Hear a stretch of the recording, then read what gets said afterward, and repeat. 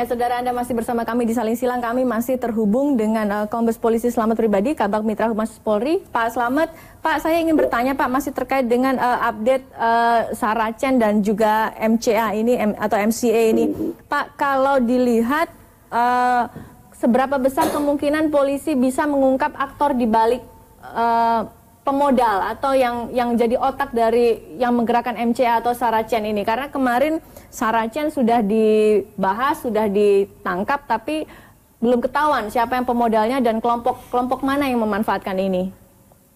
Ya, namanya pelaku kejahatan itu kan selalu menggunakan sistem sel, sel terputus. Aktor intelektual itu rata-rata memang tidak pernah ketahuan karena memang dia menggunakan orang-orang ketiga. Tidak mungkin aktor intelektual itu langsung memberikan perintah. Termasuk soal Saracen itu pendalamannya itu upline-nya itu tidak ada berkaitan dengan, tidak ketemu link pemodalnya. Kenapa?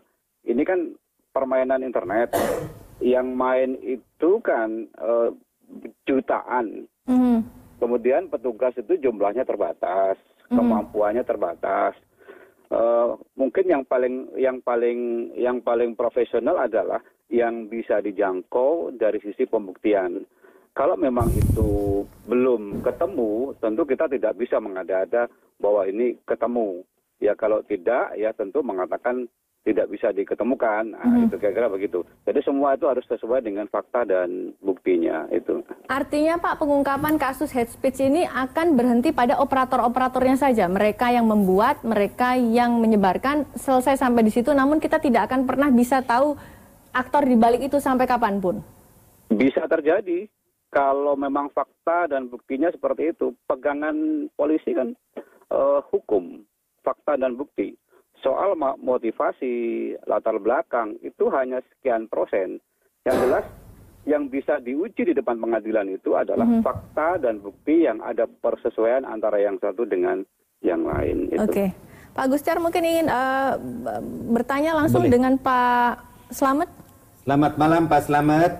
Ya, malam, Pak. Ada Pak Agustiar, Pak, dari Wakil Ketua Umum AKTA, Advokat Cinta Tanah Air. Iya, maksudnya mau meroyok saya ini. Saya ingin ajukan pertanyaan kepada Pak Slamet ini. Iya, Pak. Kami semua ini mungkin sudah mendengar ada beberapa nama Muslim Cyber Army, ya. Iya, Pak. Dan yang sudah tertangkap mungkin lebih dari 10 orang kemarin itu. Saya ingin tanyakan sama Bapak, apakah yang sudah tertangkap itu adalah orang-orang yang terdaftar di dalam akun Facebook, di dalam grup Facebook Muslim Cyber Army, atau di dalam Family Cyber Army? Begitu loh, Pak. Ada dua-duanya, Pak. Ada dua-duanya, seperti itu jadinya. Ada dua-duanya, mengaku sebagai Muslim Cyber Army dan familinya, itu. Oh, begitu. Ya nantinya kan tentunya mengaku, kan, Mbak. Mengaku sebagai itu ya. Tertulis seperti itu. Ya. Pengakuan mereka apakah sudah bisa ditemukan di dalam akun dilacak oleh kepolisian, mungkin dari Cyber Army ya. Untuk mendapatkan benar bahwa akun dia itu akun tersebut ada di dalam kelompok-kelompok masing-masing itu, Pak. Diulang, Pak, ada suara bel kendaraan. Ya. Dari yang sudah tertangkap tersebut, apakah sudah terlacak bahwa mereka ini semua memang nama-namanya itu adalah bagian daripada akun-akun Facebook tersebut, Pak? Karena pengakuan harus disertakan dengan bukti, Pak. Iya. Slide yang saya pegang dari penyidik itu ada beberapa akun Facebook yang berlainan akun, tapi judulnya tetap ada pakai MCA Family itu. MCA itu semua, tidak banyak sekali. Cuman mungkin penyidik baru sedikit tunjukkan ke saya, tapi itu akun-akunnya namanya semua sama, dengan pola-polanya sama, itu, Mas. Mereka ketika melakukan itu, mereka mendapatkan bayaran atau mereka hanya sekedar solidaritas ideologis saja, Pak? Informasi yang ke saya baru minim, karena saya bukan penyidik, tapi sedikit cerita dari teman-teman penyidik bahwa mereka bekerja sambil artinya tidak terlihat ada sebuah kantor, melakukan kegiatan-kegiatan lain gitu loh. Pak Slamet, bisa saya Oke, satu lagi Pak. Pak Slamet, Iya Pak. apakah di dalam menjalankan tugasnya, kami mengetahui bahwa di dalam dari di Bareskrim tersebut ada satu badan namanya itu Cyber Patrol. Apakah Cyber Patrol itu menemukan pula selain dari Muslim Cyber Army ini, tetapi juga dari kelompok-kelompok atau Facebook dari grup-grup lain yang melakukan ujaran kebencian atau hoax juga, Pak? Apakah sudah sampai sana pelacakannya, Pak? Iya Pak. Jadi begini, kemarin Direktur Cyber menyampaikan bahwa yang dilakukan penegakan hukum itu bukan hanya satu kelompok agama saja, juga ada satu kelompok agama yang lain. Cuman tidak terekspos oleh media. Mungkin media tidak begitu suka, kurang seksi dengan peristiwanya, sehingga yang tercover hanya yang berhubungan dengan inisial M itu kan, itu Pak. Pak Slamet, yang saya terakhir Pak Slamet. Yang berbicara Pak Najamuddin Pak dari MUI, Pak. Dari Majelis Ulama Iya, Indonesia. ya, silakan Pak. Halo. Ini di Twitter ini Muslim Cyber Army dengan logo Allah, tulisan Arab. Di situ ada akun Sabda Rasul.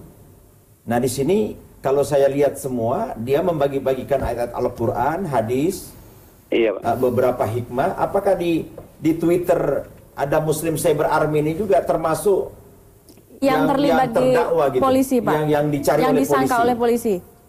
Nyatanya faktanya masih di Twitter ini mereka bicara. melakukan sosialisasi Al-Quran, hadis, segala macam. Apakah mereka ini termasuk di dalam yang Bapak tangkap itu? Belum ada info itu Pak ke saya, belum ada info itu. Ya sekarang kalau Bapak lihat Twitter ada itu Pak, logo Allah. Iya, iya. Dan Oke. di sini mereka mensosialisasikan ayat suci Al-Quran, hadis, kata-kata hikmah dari Oke. beberapa ulama. Apakah mereka bagian daripada Cyber Army yang sudah ditangkap ini Pak? Belum ada info itu Pak ke Oke, saya. masih dalam Ya, penyidikan polisi. Tetapi saya tangkap Iya, dari betul. Bapak tadi, ada yang betul-betul anggota Cyber Army, Muslim Cyber Army yang benar-benar menyebarkan kebaikan, kata-kata hikmah, dan ada yang mengaku sebagai anggota Muslim Cyber Army. Ini barangkali perlu diungkap oleh Iya, Pak. polisi secara adil kepada masyarakat.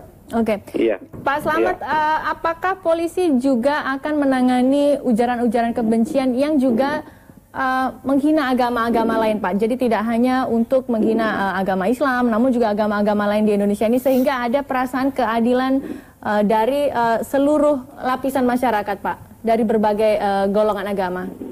Iya. Alhamdulillah saya Muslim. Insya Allah saya akan Muslim terus.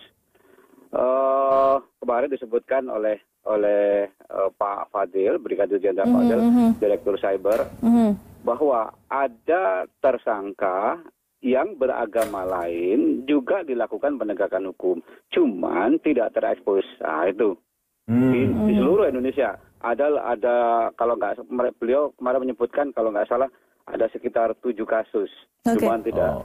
Kenapa tercover cuma oleh Muslim media. Cyber Army Pak yang hampir terpropaganda secara besar-besaran, yang lain tidak dipropagandakan Pak? Ya, itu kan bisa menjadi santapan media, Oke. Pak. Oh, Oke. Yang seksi atau tidak, Pak. iya Oke, makanya. baik. Ya, Baik. kami Terima mohon kasih Pak ditegakkan Slamet yang benar. atas waktunya bergabung bersama kami di Saling Silang, Ya, Pak. ya, terima kasih, mohon maaf. Kasih Pak Slamet. Assalamualaikum warahmatullahi wabarakatuh. Waalaikumsalam warahmatullahi wabarakatuh. Cukup menarik apa yang sudah disampaikan Pak Slamet, bahwa saat ini memang polisi sudah menangkap beberapa orang yang terlibat dalam kelompok Muslim Cyber Army. Namun Tapi perlu diungkapkan apakah ini bahwa ada kaitannya juga Cyber Muslim Army, Muslim Cyber Army ini itu ada di kaitannya. mana-mana, dan yang benar itu menyebarkan yang baik-baik. Al-Quran, hadis Nabi, kata-kata hikmah para ulama, para tokoh-tokoh ulama kita. Nah, saya khawatirkan yang mengaku-ngaku Muslim Cyber Army yang menyebarkan hoax, kebencian dan kebohongan ini bukan dari anggota ini. Oke, Itu baik. juga harus diungkapkan oleh polisi, sehingga kami tidak terpojok gitu. Oke, dari Majelis Bapak Ulama Indonesia, Bapak kata Ketua Umum kemarin, itu tidak boleh membawa-bawa Muslim, Oke. apalagi menyebarkan ghibah, namimah, kemudian kebencian, kebohongan. Oke. Ini sebuah kemungkaran. Oke, baik Pak. Kita akan lanjutkan saudara di segmen selanjutnya terkait tahun 2018-2019, di mana tahun-tahun ini adalah dianggap sebagai tahun-tahun yang syarat dengan politik. Apakah hal-hal ini akan terus kita hadapi di beberapa waktu ke depan? Tetap bersama kami.